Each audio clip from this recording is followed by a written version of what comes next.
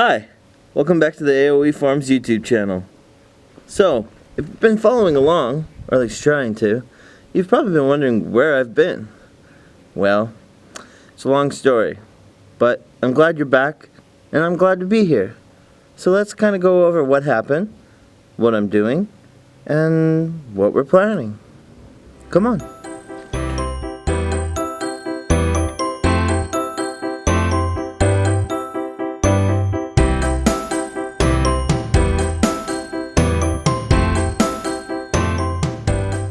Hey guys, and welcome back. So I just want to start off by explaining where I've been. You know, when I first started off, it was going amazing. Those first couple videos that I had up, you know, it was just going great. We got to the house, we got the backyard tilled, we got our compost dropped off, we started seeds in our grow room, we put the grow room together.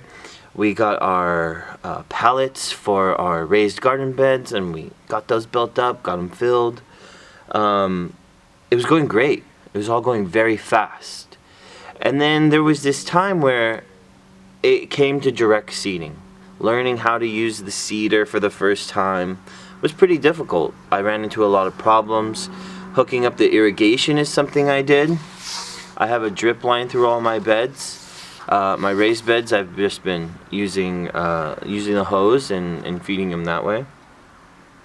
But I ran into a lot of things that I really knew nothing about, and it wasn't that I wasn't prepared for it. It was more that to try and learn how to do those things, hook up those systems, while also sharing and trying to educate, just was a lot. It was a whole bunch. So I decided to put the YouTube channel on the side, and that's not to mention I've learned that I greatly hate editing videos.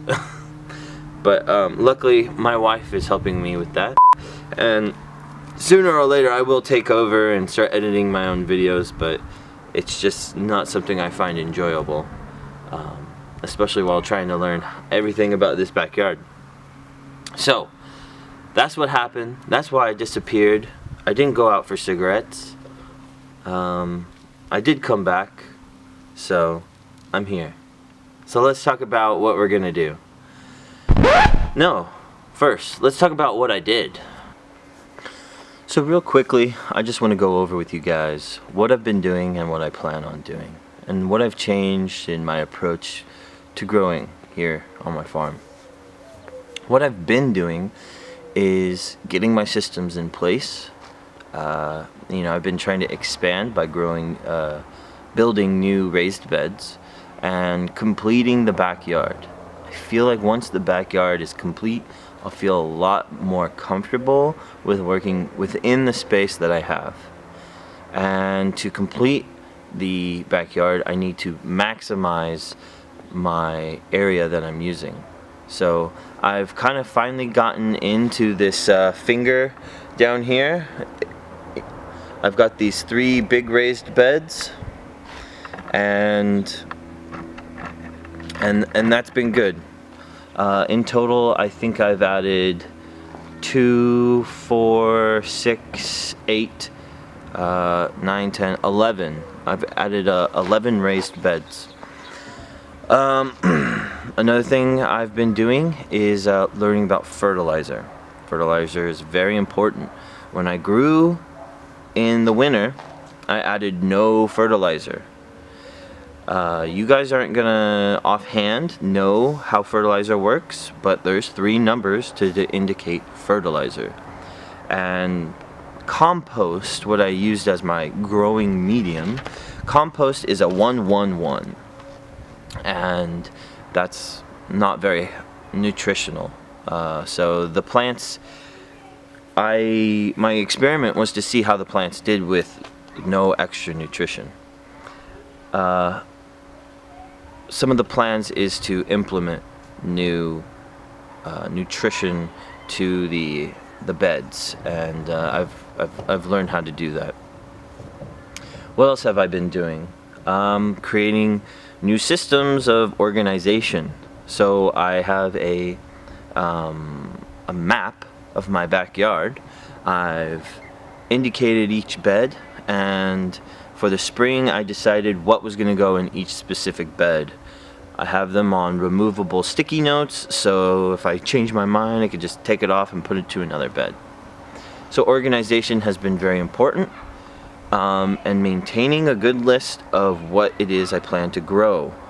Before I was growing somewhere like 12 different varieties, where now I'm really going to try and grow like up to 25 different varieties of vegetables. And so it is quite a lot, so I'm needing to stay organized on when do I start my starts, when do I direct seed, and in fact I'm actually late by a couple days, so that's why I'm rushing to get this video out. Even though you know, it's probably gonna stress me out to try and balance videos with all this, I'm still trying to get the videos going because I feel it's important, and I know I'm gonna look back and regret not making a journal of the growth. So that's why I'm here. So organization is something I've added. Adding new beds, getting a chicken coop, that's in the plans. Finishing the backyard is very important. Because I have a long list of things that I want to grow, I know exactly where they're going. I've started to work from one side of the yard to the other and learning everything there is to learn. I have watched probably about 3 hours, 4 hours extensively on just big beef tomatoes. Learning what I did wrong, what kind of nutrition they need, when to water them, how often, what kind of heat, what to do to minimize some of the heat, because that's going to be a big thing coming up. So really spending a whole lot of time on each individual crop, and knowing the ins and out of it is what I need to do.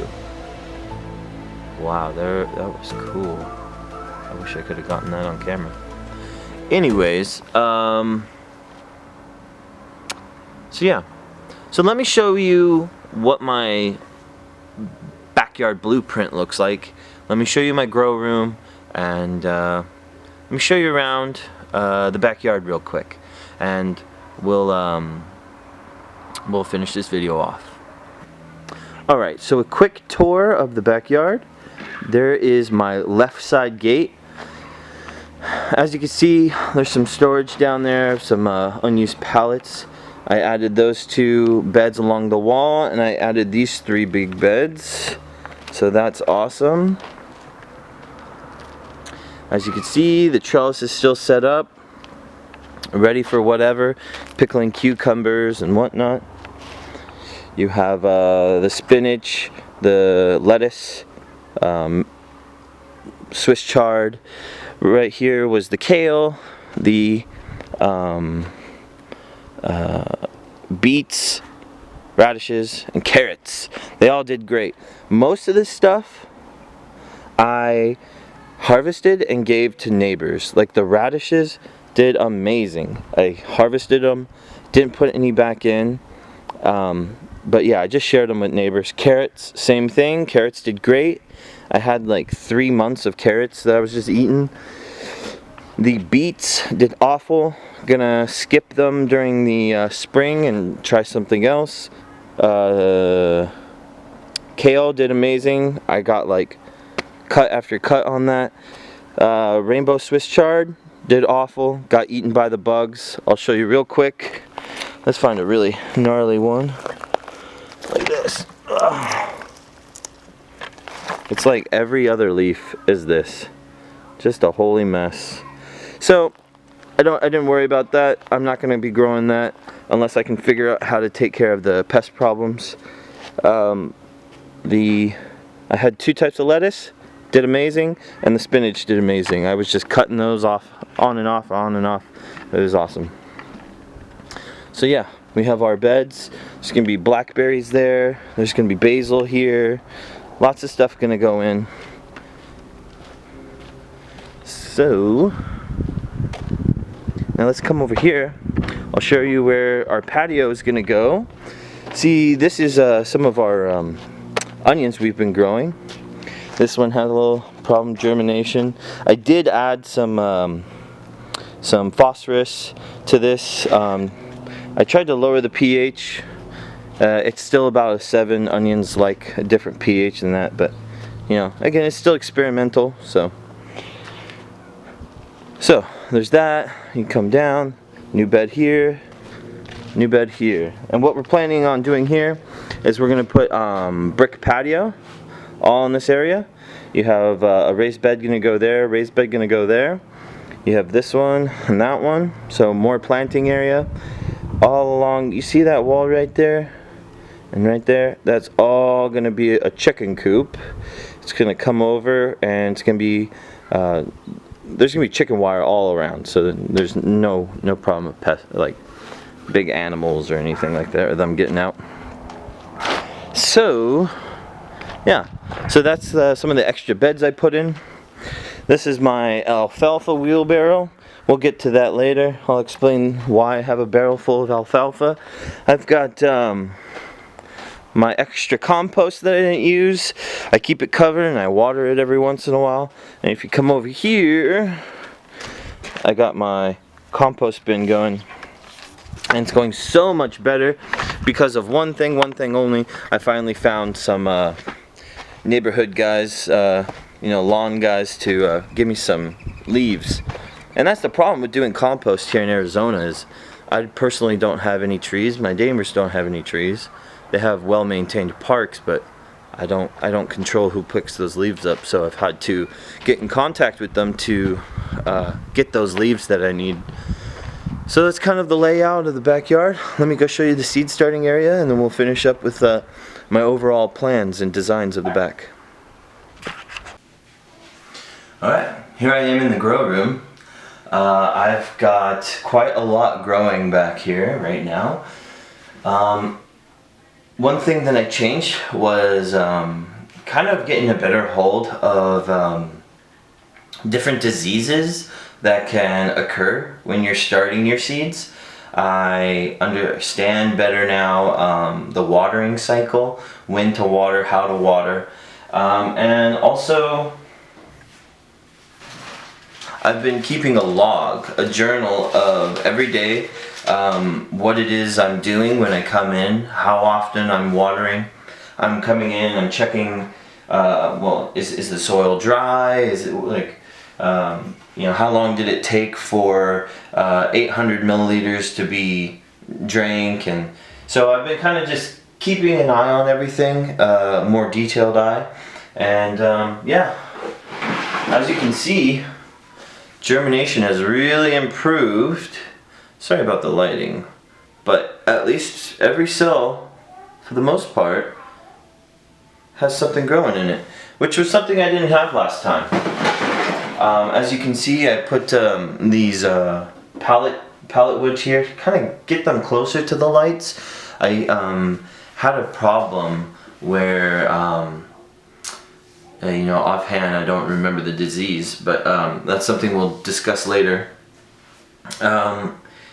The roots, the stems were just wilting and dying, and I think one of the issues was it was too far away from the light. So that's something I fixed. But yeah, I learned a lot about tomatoes and why you should grow them in red solo cups. So I have those. Again, that's something we'll go over. My plan is to have 2 types of videos, hopefully at least once a week. One video type would be an update of what's going on, and the other type will be hopefully like a 5-minute educational video.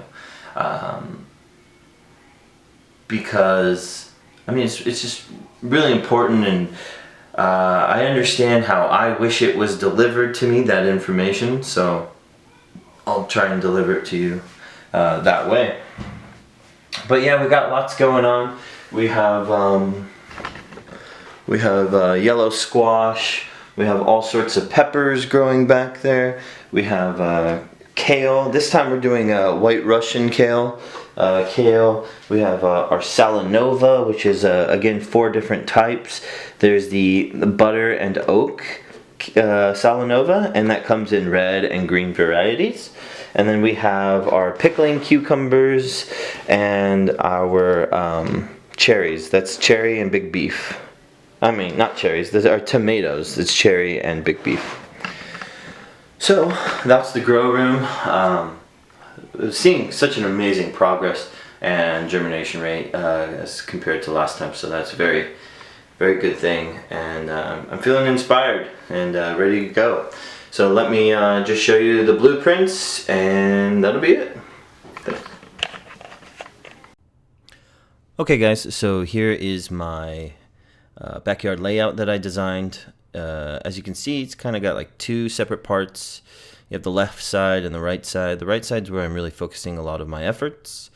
And if you look at the yellow stickies, you can see I've numbered the beds. I have allocated what I was going to put there for this specific season. I was going to change the sticky notes with every season and just keep using this layout, but I have a feeling that the layout in the backyard is going to keep changing, so I think I'll just leave everything where it's at since I like it, and then next season I'll draw another one up and just keep going from there. But you know, like I keep a lot of sticky notes. If I ever need to remind myself of something, this is a good place to put sticky notes where, you know, I need to buy extra seeds or I need to buy extra compost, wood chips, what have you. So it's just super important that I got organized, and this was a great way to do it. So I can't wait for my plans that you see to come to fruition, and you know, kind of get comfortable in the backyard and finally get these beds filled. But overall, it's been great getting back in the garden. I'm glad I'm in a new season, and I'm glad you guys are following along with me. And I hope I can inspire you guys to be more interested in growing your own food and being self-sufficient, you know, in your own backyard. So thanks for joining me. Do all the things, like, comment, subscribe, hit the bell for all notifications, and thanks for following. See you guys next time.